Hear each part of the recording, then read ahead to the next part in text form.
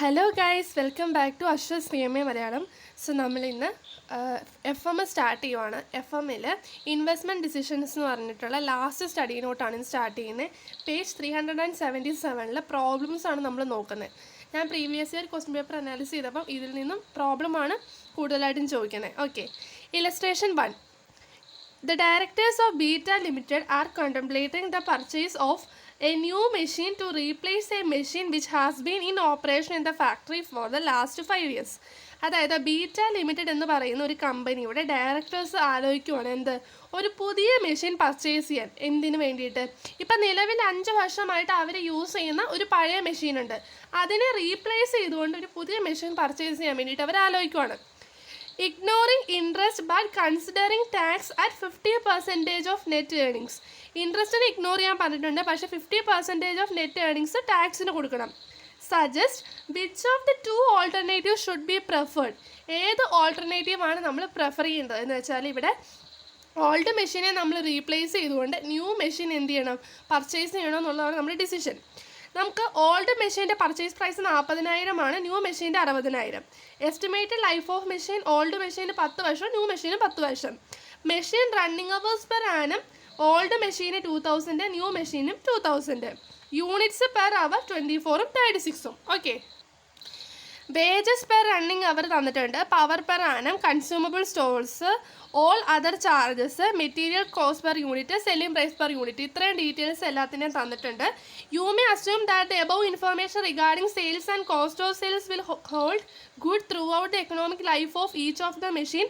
Depreciation has to be charged according to straight line method. എന്ന് വെച്ചാൽ ഈ സെയിൽസിനെ കുറിച്ചും കോസ്റ്റ് ഓഫ് സെയിൽസിനെ കുറിച്ചും തന്നിരിക്കുന്ന ഈ എബവ് ഇൻഫർമേഷൻ ആ economic life of the machine എത്രയുണ്ടോ അത്രയും നാളത്തേക്കും നല്ല രീതിയിൽ തന്നെയായിരിക്കും. അതുപോലെ തന്നെ നമുക്കിവിടെ ഡെപ്രീസിയേഷൻ എങ്ങനെയാണ് പറഞ്ഞിരിക്കുന്നത്, സ്ട്രെയിറ്റ് ലൈൻ മെത്തേഡിലാണ് ചാർജ് ചെയ്യാൻ പറഞ്ഞിരിക്കുന്നത്. അപ്പോൾ നമുക്ക് ഇതുപോലൊരു ക്വസ്റ്റ്യൻ കിട്ടിക്കഴിഞ്ഞാൽ നമ്മൾ ആദ്യമേ നോക്കേണ്ടത് എന്താണെന്നറിയാമോ, നമുക്ക് ആവറേജ് അതായത് ഡിസ്കൗണ്ട് ഫാക്ടേഴ്സ് തന്നിട്ടുണ്ടോ എന്ന് നോക്കുക. ഡിസ്കൗണ്ട് ഫാക്ടേഴ്സ് എന്താണ് നമുക്ക് ഇനിയുള്ള സെക്ഷൻസിൽ നമുക്ക് മനസ്സിലാവും. ഇവിടെ നമുക്ക് പ്രത്യേകിച്ച് ഡിസ്കൗണ്ട് ഫാക്ടേഴ്സ് ആണെന്ന് പറഞ്ഞ് ഒന്നും തന്നിട്ടില്ല. അങ്ങനെ നമുക്ക് ഡിസ്കൗണ്ട് ഫാക്ടേഴ്സ് ഒന്നും തരാത്തപ്പോൾ നമ്മൾ എടുക്കുന്ന മെത്തേഡാണ് average rate of return method. അതിനെയാണ് ARR എന്ന് പറയുന്നത്. അപ്പോൾ appraisal of replacement decision under average rate of return method. Average rate of return മെത്തേഡിൽ റീപ്ലേസ്മെൻറ്റ് ഡിസിഷൻ വേണോ എന്ന് നമ്മൾ നോക്കുകയാണ്. അപ്പോൾ ആവറേജ് റേറ്റ് ഓഫ് റിട്ടേൺ മെത്തേഡിൽ എന്താ equation, PAT divide by total investment into 100 എന്ന് വെച്ചാൽ പ്രോഫിറ്റ് ആഫ്റ്റർ ടാക്സ് നമ്മൾ ആദ്യമേ കണ്ടുപിടിക്കണം. എന്നിട്ട് അതിനെ ടോട്ടൽ ഇൻവെസ്റ്റ്മെൻറ്റ് വെച്ച് ഡിവൈഡ് ചെയ്തിട്ട് ഇൻറ്റു 100 ചെയ്യുമ്പോഴാണ് നമുക്ക് എന്ത് കിട്ടുക, ആവറേജ് റേറ്റ് ഓഫ് റിട്ടേൺ. ഈ ആവറേജ് റേറ്റ് ഓഫ് റിട്ടേൺ നമ്മൾ ഓൾഡ് മെഷീൻ്റെയും കാണണം, ന്യൂ മെഷീൻ്റെയും കാണണം. വിച്ച് എവർ ഈസ് ഹയർ ആ ഡിസിഷൻ ആയിരിക്കും നമുക്ക് നല്ലത്. ഓക്കെ, അപ്പോൾ നമുക്ക് നോക്കാം. സോ അതിന് വേണ്ടിയിട്ട് നമുക്ക് ഫസ്റ്റ് അറിയേണ്ടത് ഈ ഓൾഡ് മെഷീനും ന്യൂ മെഷീനും എത്ര യൂണിറ്റ്സ് പ്രൊഡ്യൂസ് ചെയ്യുമെന്നാണ്. അപ്പോൾ ഓൾഡ് മെഷീൻ്റെ കേസിൽ machine running hours per annum, ഒരു മെഷീൻ എത്ര മണിക്കൂർ വർക്ക് ചെയ്യും, 2000 മണിക്കൂറാണ് ഓൾഡ് മെഷീൻ, ന്യൂ മെഷീന് 2000 മണിക്കൂറായിരിക്കും. ഓൾഡ് മെഷീൻ ഒരു മണിക്കൂർ പ്രൊഡ്യൂസ് ചെയ്യുന്നത് 24 യൂണിറ്റ്സ് ആണ്. ന്യൂ മെഷീൻ ഒരു മണിക്കൂർ പ്രൊഡ്യൂസ് ചെയ്യുന്നത് 36 യൂണിറ്റ്സ് ആണ്. അപ്പോൾ total number of units, okay, total units എങ്ങനെയാണ് കാണുക, 2000 ഇൻറ്റു 24 ചെയ്യുമ്പോൾ നമുക്ക് എത്ര കിട്ടും, അതായത് 48,000 യൂണിറ്റ്സ് ആണ് ഓൾഡ് മെഷീൻ പ്രൊഡ്യൂസ് ചെയ്തിരിക്കുന്നത്.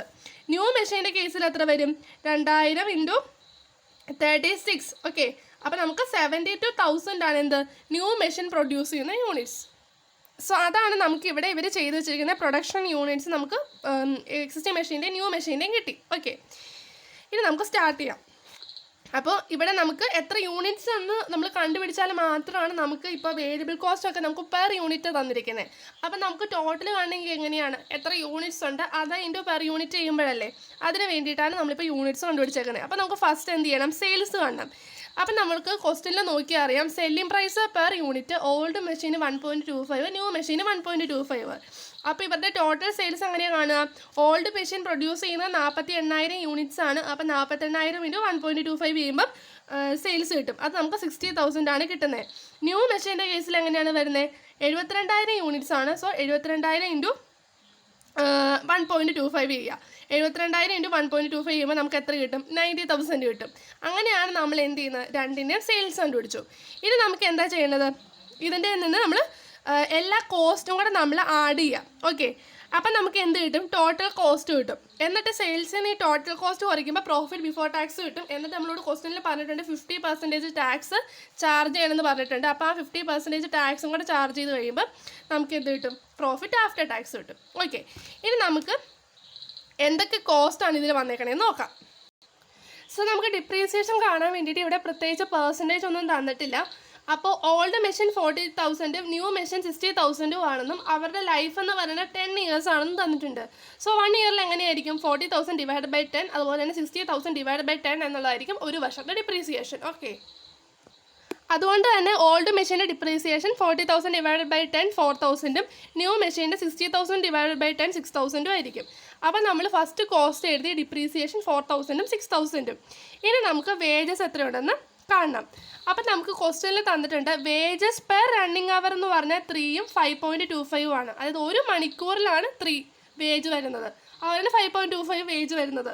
അപ്പം ടോട്ടൽ എത്ര മണിക്കൂറാണ് അവർ വർക്ക് ചെയ്യുന്നത്? ഓക്കെ, ടോട്ടൽ എത്ര മണിക്കൂറാണ് അവർ വർക്ക് ചെയ്യണമെന്ന് ചോദിച്ചു കഴിഞ്ഞാൽ മെഷീൻ റണ്ണിങ് അവേഴ്സ് പെർ ആന നമുക്ക് 2 മെഷീനും 2000 അവേഴ്സ് തന്നെയാണ് വർക്ക് ചെയ്യുന്നത്. അപ്പോൾ ടോട്ടൽ നമുക്ക് വേജസിൻ്റെ കോസ്റ്റ് അങ്ങനെ കിട്ടും. അതായത് ഓൾഡ് മെഷീന് 3ഉം ന്യൂ മെഷീന് 5.25 ആണ് ഒരു മണിക്കൂർ. അപ്പോൾ ടോട്ടൽ 2000 ഇൻറ്റു 3 ആയിരിക്കും ഓൾഡ് മെഷീന്, അതുപോലെ തന്നെ 2000 ഇൻറ്റു 5.25 10,500 ആയിരിക്കും ന്യൂ മെഷീന്. ഓക്കെ, പിന്നെ നമ്മുടെ പവേഴ്സ് പെർ ആനം ക്വസ്റ്റ്യനിൽ തന്നെ തന്നിട്ടുണ്ട് 2000 4500 ആണെന്ന് നമ്മളത് എഴുതി. അതുപോലെ തന്നെ ക്വസ്റ്റ്യനിൽ പറഞ്ഞിട്ടുണ്ട് കൺസ്യൂമബിൾ സ്റ്റോഴ്സ്. കണ്ടോ, കൺസ്യൂമബിൾ സ്റ്റോഴ്സ് എന്ന് പറയുന്നത് 6000 7500 ആണ് തന്നിട്ടുണ്ട്. നമ്മൾ 6000 7500 എഴുതി.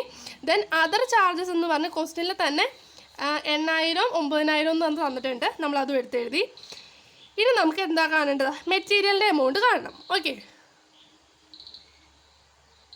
അപ്പോൾ മെറ്റീരിയലിൻ്റെ കോസ്റ്റ് ആണ് നമ്മളോട് ക്വസ്റ്റ്യനിൽ പറഞ്ഞിരിക്കുന്നത്. മെറ്റീരിയൽ കോസ്റ്റ് പെർ യൂണിറ്റ് എന്ന് പറയുന്നത് ഓൾഡ് മെഷീൻ ഒരു യൂണിറ്റിന് 0.50 ന്യൂ മെഷീന് ഒരു യൂണിറ്റിന് 0.50 ആണ്. അപ്പോൾ ഓൾഡ് മെഷീൻ നമുക്ക് ഓൾറെഡി കണ്ടുപിടിച്ചിട്ടുണ്ട്. Total 48,000 units, new 72,000 units.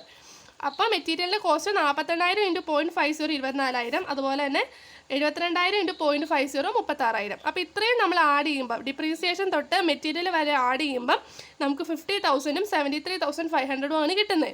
Then നമ്മൾ എന്ത് ചെയ്യണം? സെയിൽസ് ചെയ്യുന്ന ഈ കോസ്റ്റ് കുറയ്ക്കുമ്പോൾ നമുക്ക് എന്ത് കിട്ടും? പ്രോഫിറ്റ് കിട്ടും. അപ്പോൾ 60,000 മൈനസ് 50,000 10,000 ആണ് ഇവിടെ പ്രോഫിറ്റ് ബിഫോർ ടാക്സ്. ഇവിടെയോ 90,000 മൈനസ് 73,500 ചെയ്യുമ്പോൾ 16,500 ആണ് ഇവിടുത്തെ പ്രോഫിറ്റ് ബിഫോർ ടാക്സ്.